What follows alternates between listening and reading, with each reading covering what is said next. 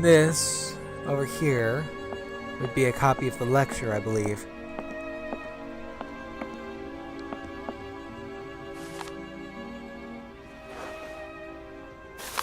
Yep.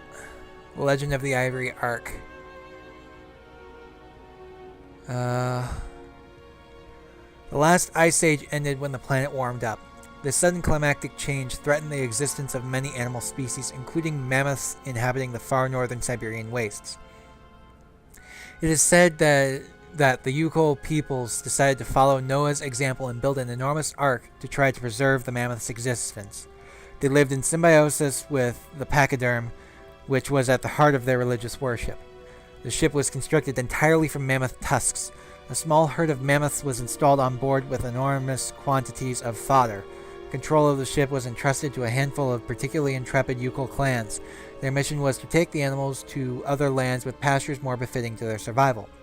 One day, 50 summers later, as legend would have it, the Ark returned to its starting point. The Yukols were astonished to find nobody aboard apart from the carcasses of several mammoths perfectly preserved in the ice encasing the ship. The clansmen believed this was a mysterious sign from the gods, and they ate the mammoths in a memorable feast. 1 week later, the Ark set sail once more, carried away by the currents. Again it returned, half a century later, with not a soul on board, except more well-preserved frozen mammoth carcasses. This mystery continued for millennia, each time the surprisingly well-preserved mammoths appearing out of nowhere. The Yukols interpreted the phenomenon as a benevolent offering from their dead companions who were believed to have perished on the Ark's first voyage in some horrendous maritime cataclysm. It was believed that their souls had found eternal rest on a mythical island that the shaman named Syberia. They constructed a whole religion around this belief with rites and customs punctuated by the periodic appearances of the phantom ship and its precious cargo. For centuries, nothing changed the Ark's mysterious cycle. Only the size of the mammoths changed, reducing imperceptibly over time. Until one day, 100 or so years ago, the Ark returned earlier than expected.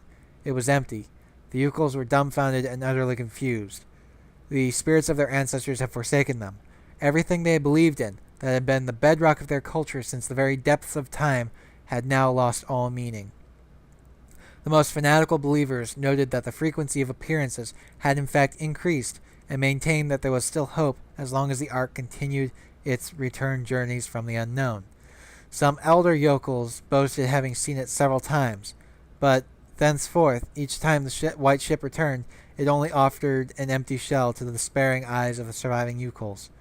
The belief became superstition, and the reality became legend. That is why Hans Vorarlberg was journeying north.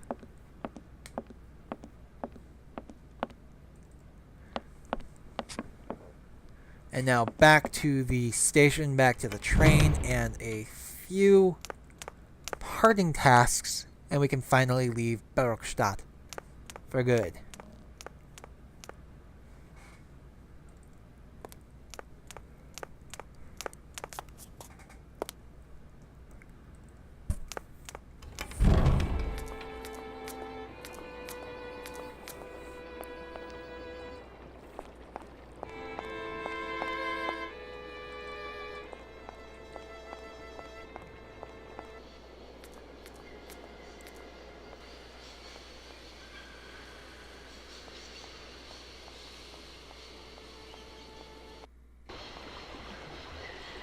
Okay, cross over the bridge.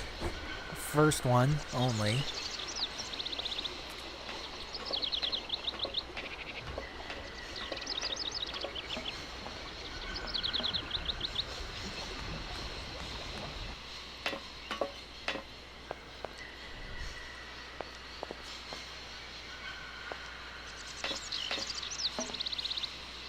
Down the empty place where the train used to be. And down again, where the train used to be. And down the stairs.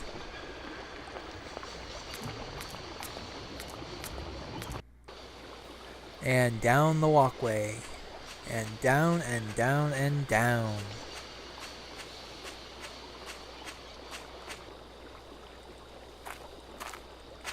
Come on, run. There we go. Okay, let's go ahead and cross over real quick. Wind up the train.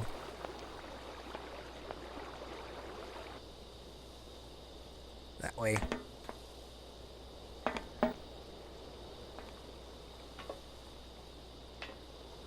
Okay, we want this contraption over here. That. No. That.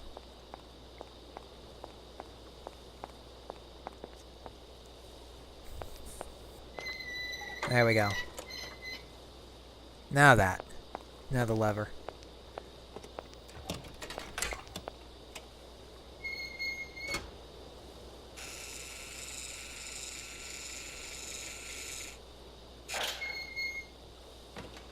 The train is now wound.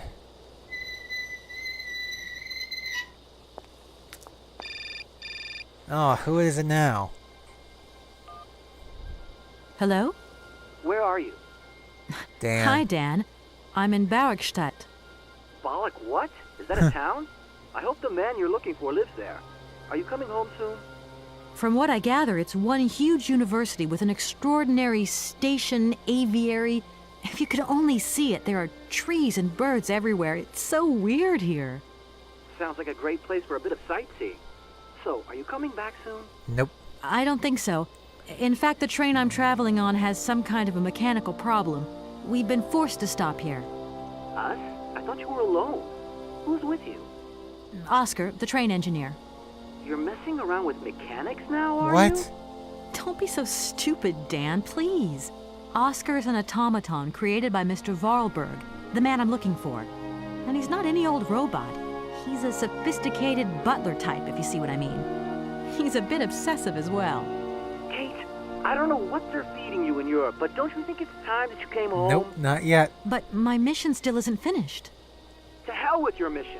I don't know why you accepted it in the first place. If you just stuck to the middle of the road, then we wouldn't be in this mess.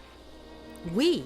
If there's any mess, it's me who's in it. And while I'm trying to come to grips with strange towns, you, my darling, are sitting at home on your butt.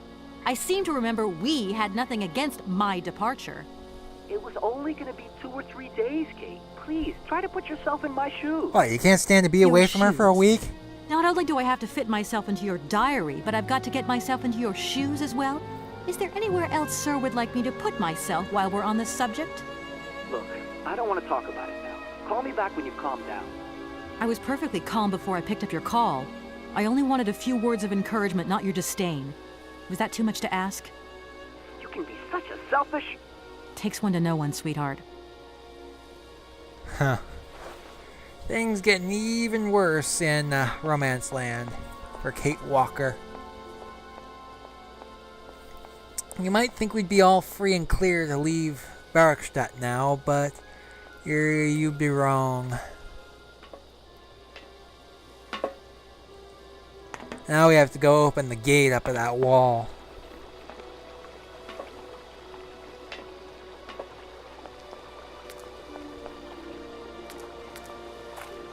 Wait a second, no, I think we need to move the train up there first. In order to do that, we have to replace the mammoth doll and then talk to Oscar.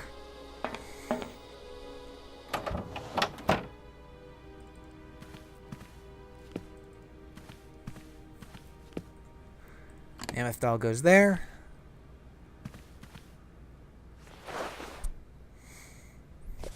And Oscar's back this way.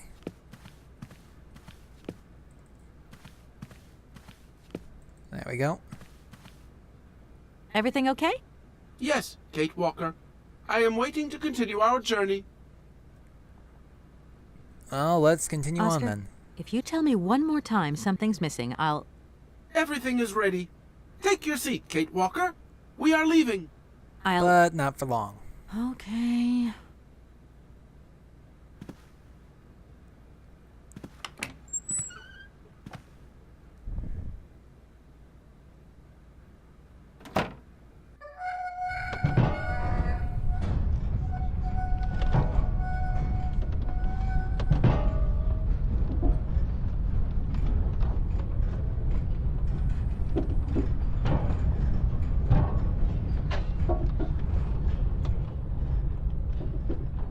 Yep, I was right. We did have to move the train.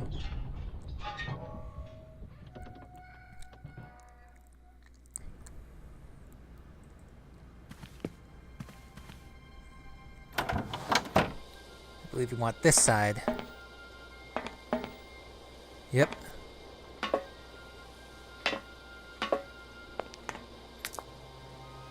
Let's go see what's over here.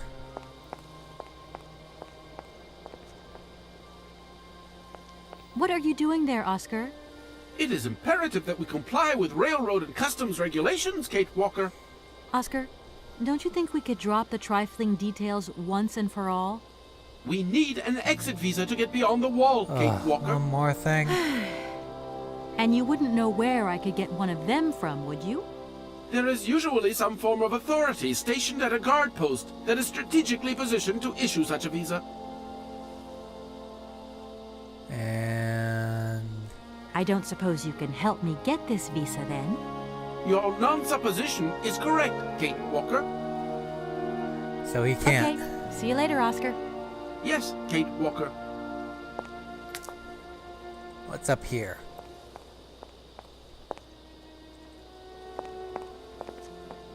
Obviously we need some I sort wonder of how that key. works.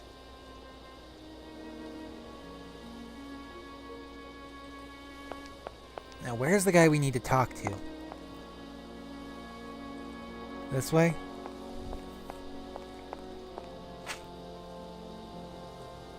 Ah, there we go. There's the door.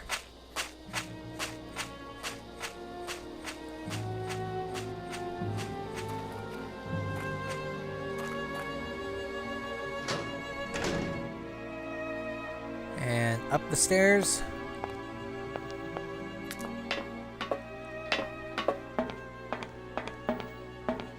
Long way up the stairs and another phone call.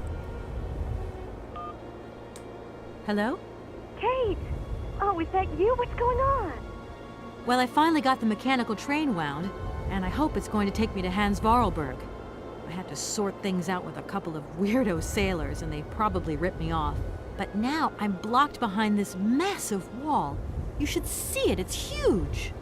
I'm not talking about that. I want to know what's going on with Dan. What do you mean? I bumped into him at Maggie's Zoo, and he said you'd argued. That's a bit over the top. Things got a bit heated the last time we called, that's all. No need to go overboard. I don't mean to be melodramatic, but he didn't seem in such great shape. He had his down-in-the-dumps head Huh.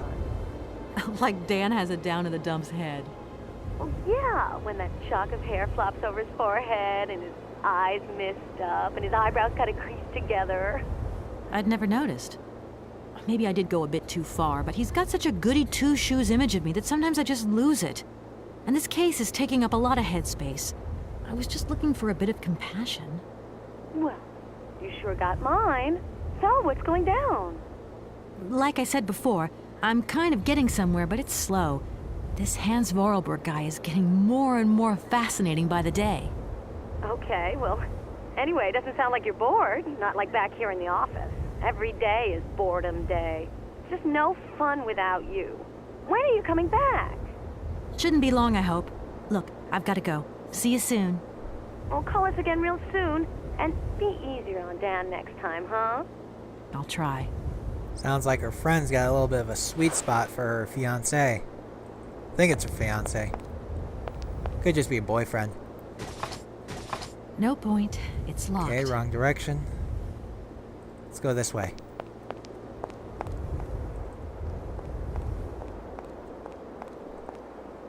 There we go.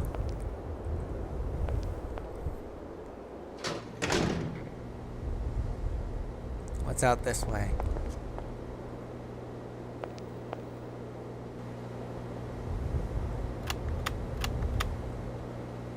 It's a tree.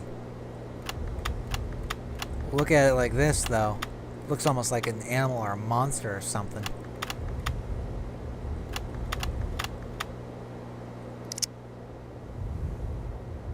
What's over here? Pair of glasses that are broken. Broken glasses. If they belong to the captain, then he sure has eye problems going by those lenses.